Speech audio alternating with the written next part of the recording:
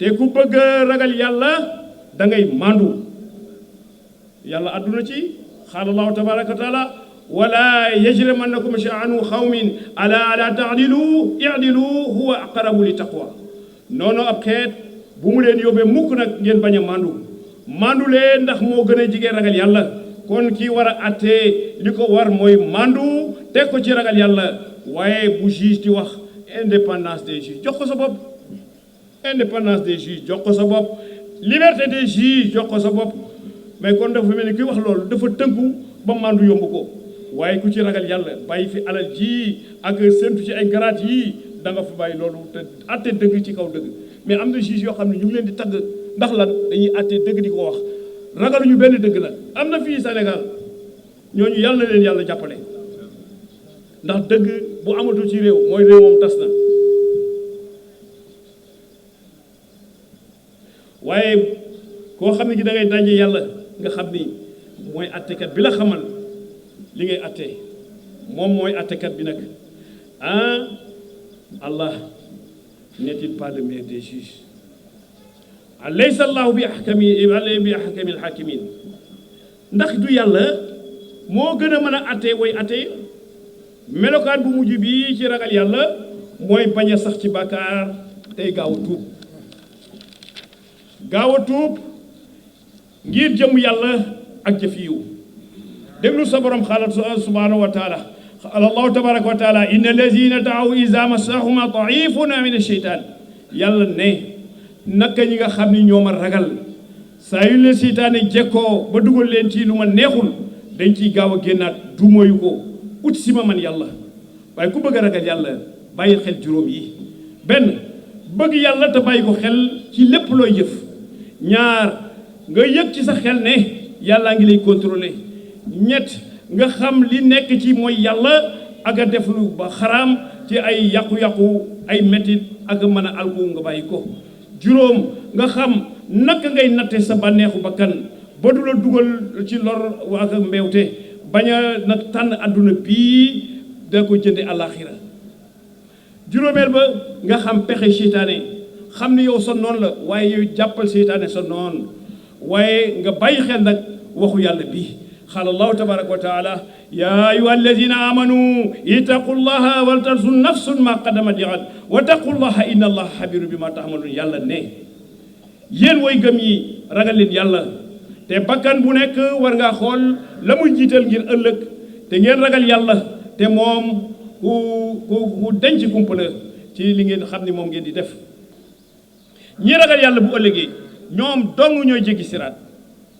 ñi ragal yàlla bu ëllëgee ñoom dong ñooy jéggi siraat ragal yàlla nag nekkul ci ay yére yu rëy nekkul ci wax ju bari nekkul ci ay aaya ak ci hadiis nekkul foofu laa taatikumu ila baxtatan wala ma farra anhu yàlla ne lii loolu moom bu ko képp ñëpp xam nañ ko sax philosophe yëpp bind nañ ci amul ku bindu téere amul xeet boo xam ne bi xamoon ni dee day bette amul. Il est incertain là où la mort nous attend. Attendons-la partout. Parce que la préméditation de la mort est préméditation de la liberté. Qui a appris à mourir, il a désappris à servir. Le savoir mourir doit nous conduire à toute situation et contrainte. War nañoo xam dee mooy lan ndaxoo kenn kon nag laa taatikumu illaa baxtatan wala ma farra anhu dee day bettee te mënoo daw ba raw ko gis nañu fii ñoo xam ni mënoon nañu boobu seen bopp bu baax am lu nekk xam lu nekk fu nekk ñu dem fa waaye ba dee dikkee betti leen dem nañu bàyyi fii lépp nag dem fan dajeek yàlla subhanahu wa taala ana la ñu yoroon te joxuñu ko nit ñi dem nañu bàyyi ko fii dem dajeek yàlla kon alal mooy la nga xam moom nga yóbbaale ñi fi bàyyi alal yépp ana seen kër yi mooy doon seen alal bàyyi nañ ko fi ana seen njaboot yi bàyyi ñu ko fi ana seen xarit yi bàyyi nañ fi ñëpp waaye bañ leen di suul kenn bëgg la ànd ak ñoom dañ leen woon ginnaaw boo rëccoon ba sa tànk dëgg sax da nga naan xëcc leen ma gaaw bu la juree sax doo bëgg a nekk ak moom waaye ñu dem yow benn perkaal xëy na sax dañ koy maye buñ la koy jox ñu denc la jël suuf teg ci sa kaw mu diis lool bàmmeel xat lool mais balaa nga xam ni dee am na ku dee moo ko xam kuy dund xamoo dund rek nga xam mais boo dee ngay xam ni lu yàlla wax ma sa wax dëgg la boo dee ngay xam ni lu yàlla ma sa wax dëgg la ci ngay xam ni bàmmeel xat na bàmmeel tàng na bàmmeel diis na bàmmeel lëndëm na kon nañu delloo suñu bopp ci yàlla mbokk yi kon nag bokk na ci melokaanu ragal yàlla mooy ñun kat dañuy jéggale bokk na ci xam nga kenn du jéggale te tooñuñu la ku ñu tooñu looy jéggale kenn du jéggale te tooñu la baax na sax ñu lay tooñ ngay jéggale nga ndax nga am ci yàlla kenn du jéggale te tooñu la te suñu boroom dina natt jaam yi ci ñu mën a jéggale ndax moom jéggale waa kon la moo tax gis nga article 80 du code pénal day bañ ko tooñ président de la république waaw waaye saaga bokk ci waaye wax xalaat waru ñu téye kenn ñu tuumaal ci ay nit ci bile article ba teg leen ci benn place gis nga président ak ñi mu àndal ak ñi àndul ak moom am na lu ñu bokk mooy ñoo bokk réew mi ñoo bokk bëgg réew mi jëm kanam ana ku nekk Sénégal te bëggoo réew mi jëm kanam amul ak loo mën a wax ak foo mën a féete ñoo bokk réew mi jëm kanam bu ñu bokkul li ñuy wax it nag ñoo bokk bëgg-bëgg te la diversité est une richesse et nul n'a le monopole du patriotisme amul kenn koo xam ne kii mën naa taxaw maa gën a bëgg réew mi ña ca des ki ñu tooñ mooy ki mën a jéggale ndax waxu yàlla bii déglu ko te jàpp ko xaala taala wa an taxfu aqrabu li taqwa subhanahu wa taala ne ngeen jéggalee moo gën a jigee ragal yàlla kon ku waay lu waay mën a def jéggal ko moo gën a yell leneen lu mu mën a doon néewal say wax bokk na ci ragal yàlla te wax bari na lool ci mim réew pétrole gaz pétrole xam-xamoo ni gaz am na Sénégal ñu koy exploité depuis longtemps gaz de Gadiaga kenn waxu ci parce que kenn xamu ci dara pétrole gaz pétrole te lii jàmm moo ko gën ndax dañuy wax ne c'est une malédiction musiba la ci réew mais non c'est un don de Dieu et il devient bénédiction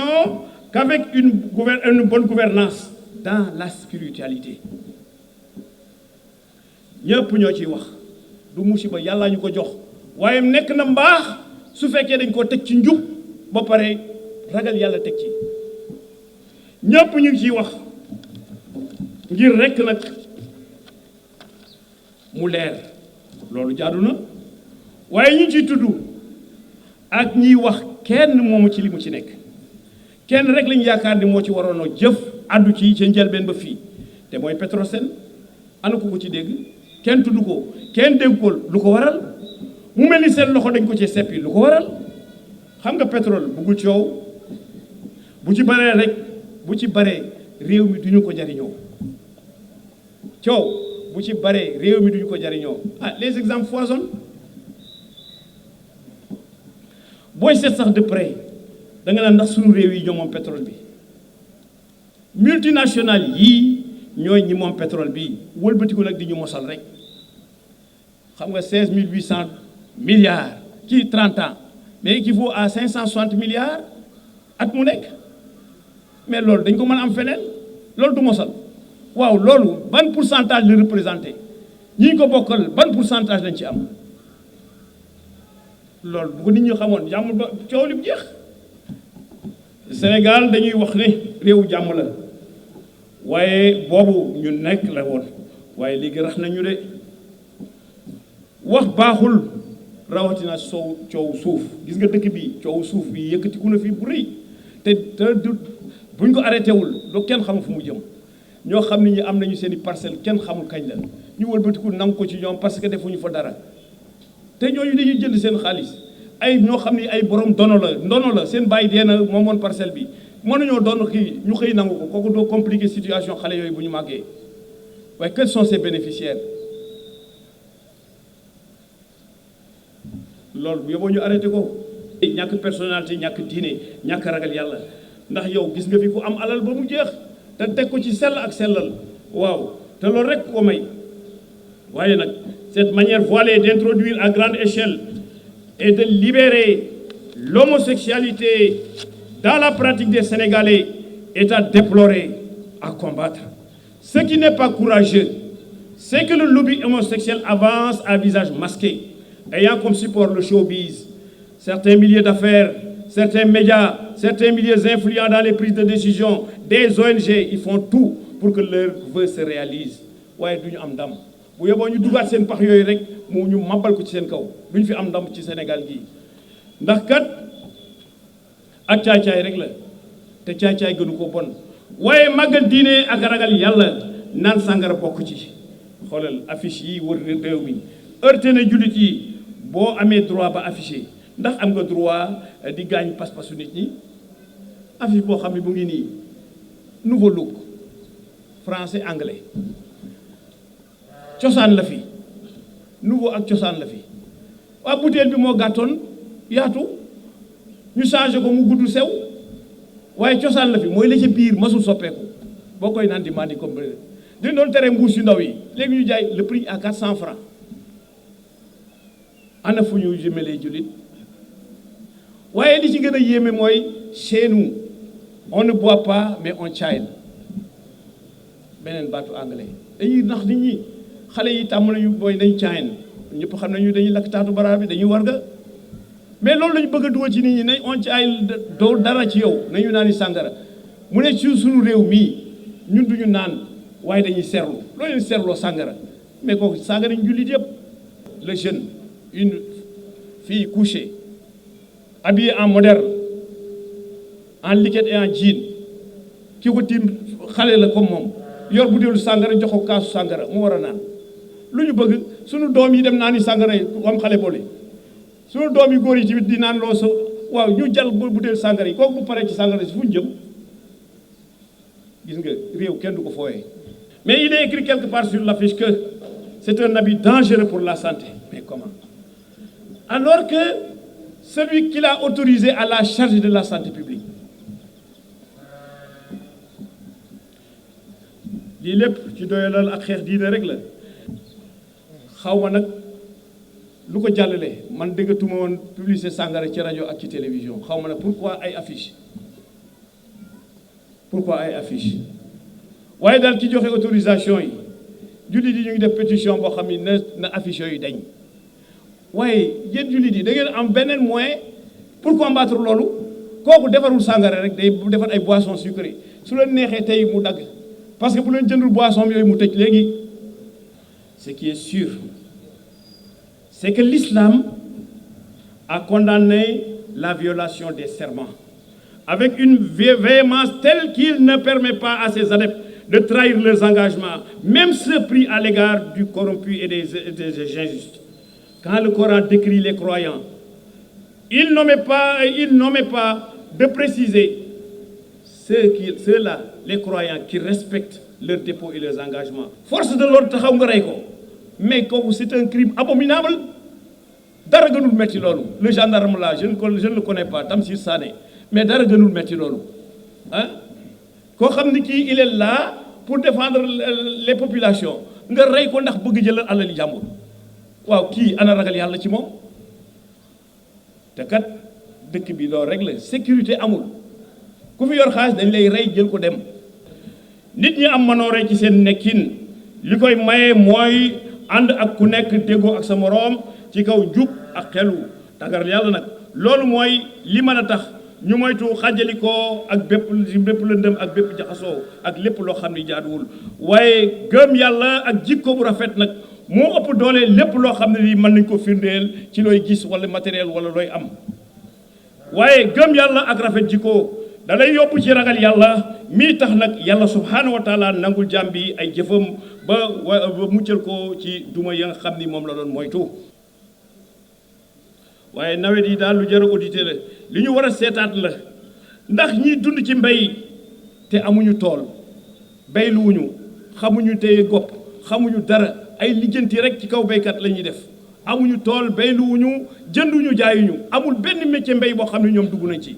ba pare ñoo ciy ëppale bu ñu ñëw ci yow ay 4x4 la ñuy daw ak lu kenn xamul di dem salon bu am pour Paris ak feneen ñu dem tey ci dund ci kaw ñàkku baykat yi rek la ñuy def waaye ñooñu kan moo leen fi teg duñu ragaluñu yàlla ka leen fa teg tamit ragalul yàlla ka leen di jox ragalul yàlla déglul yàlla xaala subhanahu wa taala qaala allahu tabaraka wa taala ala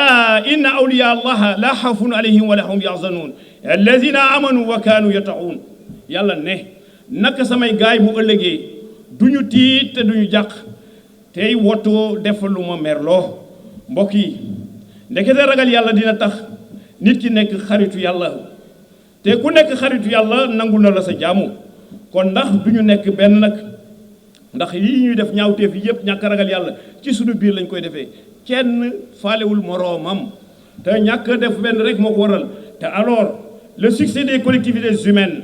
est tributaire en premier de l'union et de la cohésion de leurs membres. Le comportement de chacun doit être à la fois juste et logique afin d'éviter les écueils de la division et de l'hypocrisie.